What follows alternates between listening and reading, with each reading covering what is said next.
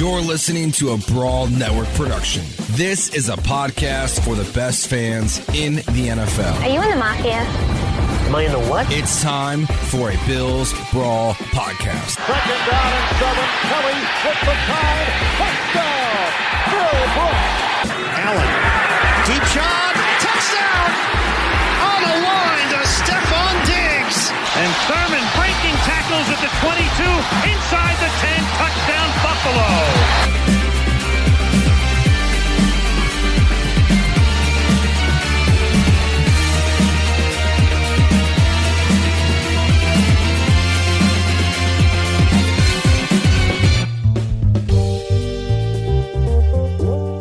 It is another edition of the Bills Brawl. I'm Mike Lindsley. Get us on Twitter, at Bills Brawl, at Network Brawl, and at Mike L Sports for all of your Bills and NFL coverage. I'm super excited to talk with a long-time, he's not retired, but a long-time media man in Western New York, one of the best TV personalities to roam the business. He worked at WGRZ-TV, covering the Bills, covering the Sabres, the Buffalo sports scene, for decades on end, and I'm proud to call him a friend as well. It is the terrific Stu Boyar. Stu, welcome back, buddy. How are you?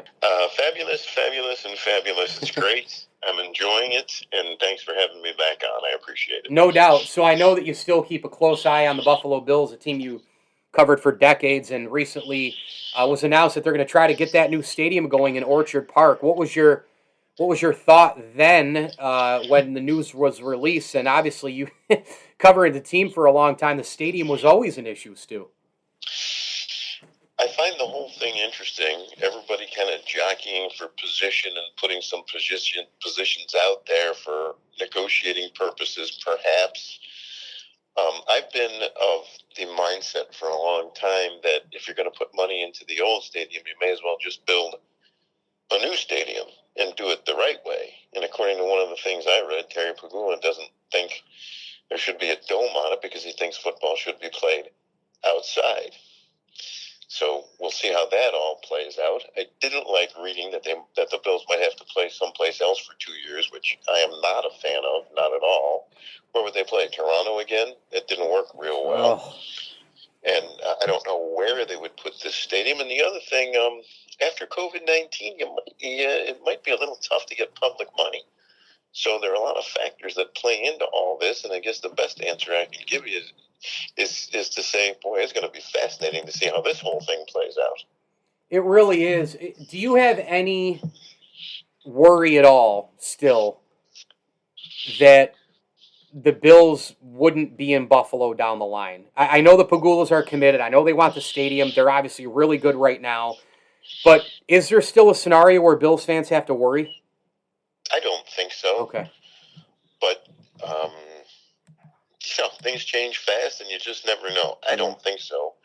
I still don't like the idea of them playing any place else but here. I mean, really, where else could they play? Toronto and where else? Yeah. Carrier Dome? Yeah, I mean, they can't even fill that place. Come on. Really. I mean, no, I don't. But things change fast. I don't think public money is going to be easily forthcoming since the government has spent so much on the pandemic, and at some point the spigot has to get turned off. So, the question that will be much tougher to answer is why should the public continue to make billionaires get richer? Which is essentially what happens.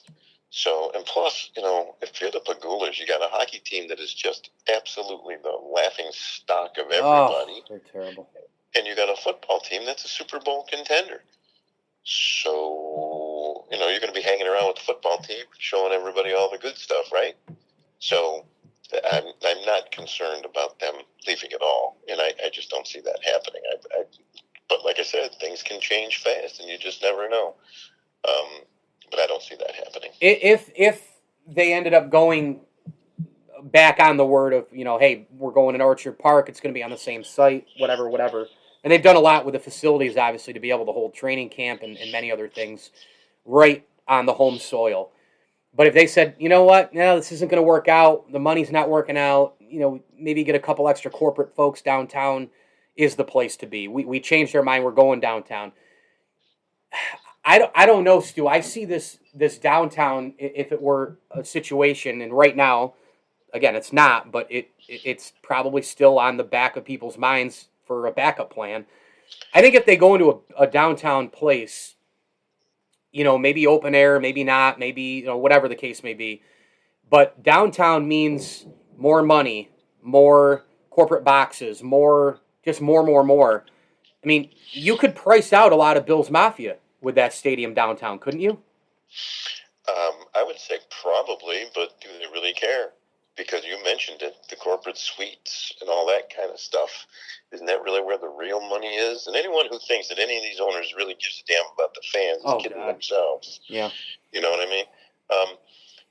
Downtown is interesting, but, we just elected a quote-unquote Democratic Socialist mayor. That was going to be a write-off, a write-in campaign by the former mayor, but who's going to win that? And how does all that play into whatever happens? Because no elected official wants to be on the bad side of something happening to the Bills, correct? Yeah. So how does any of this play into all of that? I really don't know. But there are a lot of moving parts going on at the same time, and I have no idea how to read any of the tea leaves other than to say it's very early in the process. I know Roger Goodell and the NFL have been kind of agitating for a new stadium since the Pagulas bought the team. So we'll see how it all plays out. I mean, like I said, if you're going to pour money into the old stadium, you might as well build a new one. And having said that, the stadium's still a great place to go watch a football game. There's great sight lines everywhere, as far as I can tell, unless you're sitting a few rows behind the benches on either side. Once you get above those rows, you got great sight lines, with the exception of all the people who don't belong on the field still being on the field. Tell you what, that's a great point. I still think the stadium is awesome in Buffalo. I really do. I think sitting up in the 300s, you get just a spectacular view. I look forward to going. I prefer the NFL on TV just because, especially if it's a Bills 1 o'clock game, you get the rest of the day. You can watch everything. You don't miss things. You work in the media. You don't miss stuff. You can go to social media. You can get on your phone during the game. Hey, you're at a 1 o'clock Bills game, man. You might as well just chuck the whole day away because you got to get up at 6 a.m. You travel. You got to deal with all the traffic. You got to deal with the traffic back. You're missing the 4 o'clock usually. You get home. You're too tired to stay up for the Sunday nighter. And then you're trying to play catch up the next day too, especially if you hit a tailgate the right way, right? So it's like, what am I doing here? The 1 o'clock game when the Bills are on at 1, and you're home and you don't miss anything, you get some takeout for lunch. To me, that's a good day. But I still do like going to the stadium. Well, since I am now officially retired, I plant my fat backside on the couch and watch the games on TV. Yep. Every once in a while, like we're going to go down to Jacksonville and the Bills game at Jacksonville, and we're going to see that one in person. But really, you got a better seat at home for lots of different reasons. I know people like the NFL experience and the whole 9 yards, but I like the experience of being able to change channels during commercials. I like to be able to watch other games after the Bills game. Everything about it. I don't like paying X amount of dollars for overpriced food when I got stuff at home that I can eat. So I enjoy very much, Mike, sitting at home watching the games on TV. 20 and feet. I'll tell you what, last year, Mike, I watched more football games than ever because I didn't have to work. Right, and yeah. College and pro, and it Sure. was great. Yeah. 20 feet to the bathroom, 20 feet to the refrigerator. I'm good.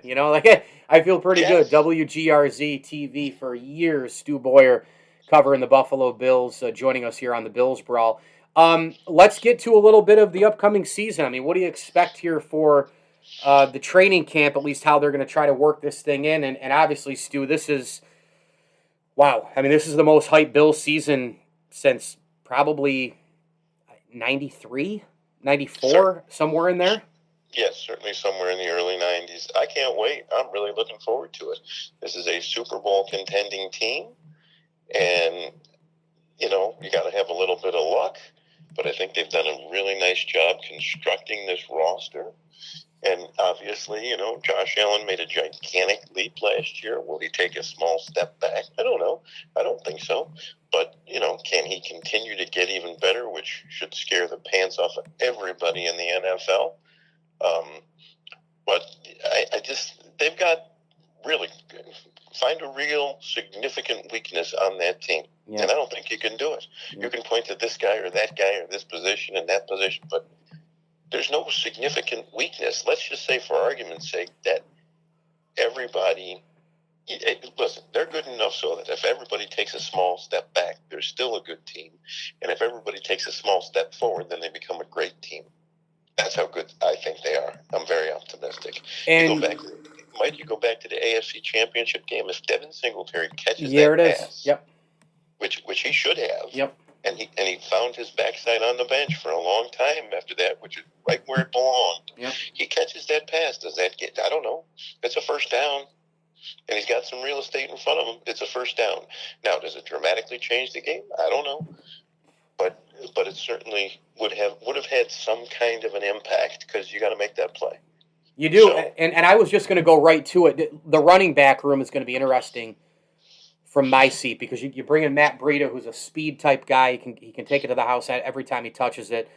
Zach Moss had the injury issue last year, obviously late in the year in the playoffs, but he fumbled on the 1 or 2 yard line in San Fran. They benched him, and then he came back with a vengeance, wore down the Steelers in the fourth quarter, wore down the Broncos in the fourth quarter. I think he's still a very formidable back. You look at Singletary, you just mentioned the drop last year. The running backs this year, how much do you think they need to produce? Because a lot of people think the Bills need to run the ball a little bit more, especially if they challenge the Chiefs, because teams that have beaten KC, the proof is in the pudding that you had to run the ball. You look at the numbers, it's true. By the same token, you don't just say, well, we're an 80-20 passing running team. We got to get to 60-40 to win it all. You're not going to change your pedigree here. You got Allen and Diggs and Beasley and everybody else. How much of a running back influence will this crew have? Not much. Yeah, I think you're right. Yeah. I mean, it's a passing team. Yeah. And this team goes as far as Josh Allen's right arm can take them, and the guys you mentioned who can catch them. And if the running backs improve just a little, that would be huge. And Matt Breida, I think, is a big upgrade. He's got the game-breaking speed. That's why so many people wanted to see them draft Travis Etienne from Clemson, because they think he's got the game-breaking speed, which he had in college. Will he have in the NFL? I don't know. But the running back room needs to show some improvement. How much improvement? I don't know. They need to do a better job. Put it this way. When they want to seal a game out and close it out, they need to be better. And Singletary, he supposedly had a good offseason. They gave him a list of what they wanted him to work on, explosiveness, etc. And he supposedly went in the offseason and really worked on it. So we'll see. When training camp starts, we'll get a much better idea. But I don't think the running back room needs a dramatic improvement, but it does need to improve. And who knows, that little bit may be enough.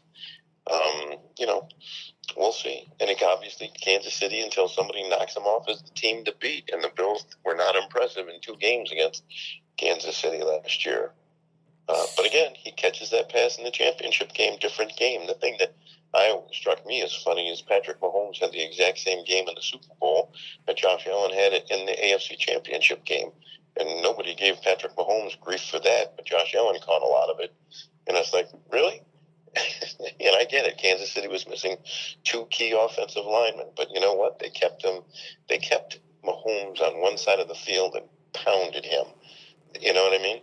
So if the running back room improves even a little bit, I think it'll really help this team. But remember, this is a passing team, and that's what it's going to be. And I'm thrilled that Brian Daboll came back. Now, you got 4 years with the same quarterback and coaching staff, unheard of, and tremendous for this group. When did you really start to buy in to the team of Sean McDermott and Brandon Beane? That's a really good question. Well, it took me a little while, but you could really see that they had a plan and they were sticking to it. And as much as you didn't like the line from Sean McDermott about trust the process, you could see it was true and that nothing happens overnight. Yeah. I don't have an exact time for that, but I just, maybe the day the Bengals put them into the playoffs. or actually after that playoff game, because they knew they were never going. That was the official end of Tyrod Taylor. Yeah. They were never going anywhere with that guy. That's a game they should have won hands down 6 ways on Sundays. They let Blake Bortles beat them. So I think maybe coming out of that, their reaction to it and how they approached the team, and maybe drafting when they drafted Josh Allen and Tremaine Edmonds, because then they were serious. But the real thing was when they finally just, okay, Josh is our guy. A.J. McCarron and Nathan Peterman. Yeah. No, we traded up to get this guy, and he's a 7th overall pick, and we're going to play him. And, Brandon Beane said his job to get a franchise quarterback. Well, they believed in him, and so did I. And look where we are now. So I guess I don't have one particular moment, just watching the whole thing unfold. And then watching that offense last year, it was like, wow, they're doing some really special things. So it'll be interesting to see what happens this year with Emmanuel Sanders. That's the guy they wanted to sign last year, and they finally got him this year. So that's a good move, and it allowed them to cut ties with John Brown, who missed like 8 games last year. Yep. So I don't have a particular moment, Mike. That's a really good question, but I don't have a particular moment other than to say, I guess at some point I bought in to trust the process and liked what I saw. Yeah, I mean, Brandon Beane, I think for me, was really early. I just saw a lot of the deals he made and his maneuvering and getting in and cleaning out the dirty laundry, so to speak, and going out and buying new clothes. And then for McDermott, for me, it was post when he when he put Nathan Peterman in as a starter. So, my gosh, this is the defensive head coach that I dread, because they just don't know what they're doing. They're overdoing it. Let your offense do. And then after that, and after he learned his lesson, he finally said, I'm into the new NFL. Let's start throwing the damn ball. You get Allen. They build pieces around, and he's bought into it totally as the head coach, which, look, as a defensive head coach, sometimes these defensive wizards, man, these guys, they got these big egos where they're like, no, we still got to win games 6-3, man. We still got to win games with Red Grange over here. Well, guess what? No. It's a throwing league. Granted, you can stop a quarterback like a Mahomes or a Brady twice in the Super Bowl like the Giants did, but the reality of the situation is you win with your arm, you win with your QB, you win with offense. And once McDermott bought in and said, that's it, I get it now, let's roll, I think that's when I was officially on board with him. Well, that I would agree. That's a good way to look at it. And also, not every Brandon Beane move worked. Sure. If you remember, he brought in Kelvin Benjamin, and that just didn't work. But he's not shy about pulling the trigger. The Stephon Diggs trades, brilliant. I never thought Diggs was going to be coming to Buffalo. Me either. But, yeah. And then all of a sudden it's like, wow, we got this guy. I know. And and then listen, this guy said he staked his reputation on getting a franchise quarterback. So he bet on himself. And now he's got one of the best in the league. The guy is big, strong, getting better, coachable. Tell me something you don't like about the kid, because I don't think you can find anything. He can be better at everything. Sure he can. So can anybody. But attitude, you name it, leadership, all the intangibles, they're all right there. And he's about to have a major payday. And he's earned it. So good for him. But, I didn't realize he was such a great runner until he started playing, when he hurdled the linebacker in Minnesota. That's like, whoa, wait a second, this kid's 6'5", and he just did that. Mm-hmm. So, when a guy comes out and says publicly, even an NFL GM, I stake my reputation on getting a franchise quarterback, that's pretty powerful stuff. And guess what? He went out and did it. So I give him credit for putting it out there, which we all knew anyway. But he didn't have to say it. He said it. He embraced it, and he did it. So I'm on board with him, too. Final thing here in about a minute that we have remaining. Do you miss, I know you're enjoying retirement. I know every day is great. Every day is, as they say, is a Saturday, when you retire. But do you ever wake up and just have that one urge where you're like, man, I wish I was at the stadium right now? Or you watch any kind of event in the Western New York area and you're like, geez, I'd love to be able to do that. I'd love to be able to do like one more cast on this or cover, cover this high school event or somebody doing something spectacular in the air. Do you have any kind of urge ever when you wake up, when those thoughts go through your mind, or is it all gone at this point? Well, I'm doing some high school games for a website called Western New York Athletics, and that kind of scratches the itch a little bit. Good. And when the Bisons come back, I may have a chance to do a little bit with them. So there's enough stuff to do to keep me interested. But the answer to your question is, nah, not really. By the way, baseball in Buffalo's been pretty cool with the Blue Jays. It's been awesome. Yeah. I went to an Orioles game, of course, the one they lost. Sure. Well, they lose them all, so. Yeah. No, I mean the one that the Blue Jays lost. Yeah, I was going to say. Yeah. But it is it's fabulous. Yeah. And the answer to that question is not really. I mean, I get enough doing stuff for the website. It's a little bit of money, and it's a lot of fun. It's high school kids. Oh, it's great. And it's not, there's no stress. And believe me, I really like it. And I'm looking forward to the return of good TV when the pandemic ends. No more Zoom interviews. Yep. No more bad audio, poorly framed shots, That's right. out of focus, nothing. So I'm hoping that stuff just goes away and there's a legitimate return to normalcy. But no, Mike, I had a great run and was able to put it behind me nicely. I'm very happy. But thank you for thinking of that. Yeah, good. I'll tell you what else is nice. What is nice, Mike, Sure. is I go to all these different places and I still have people saying, hey, we miss you on TV, or, hey, you haven't been on for a while.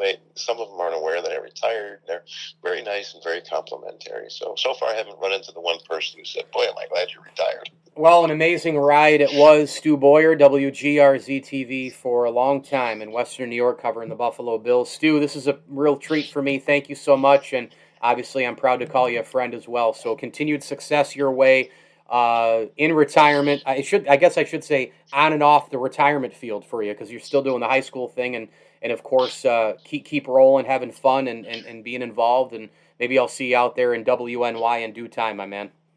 Well, that'd be great. I'd like to see you, Mike. Thanks for having me on. I really appreciate it.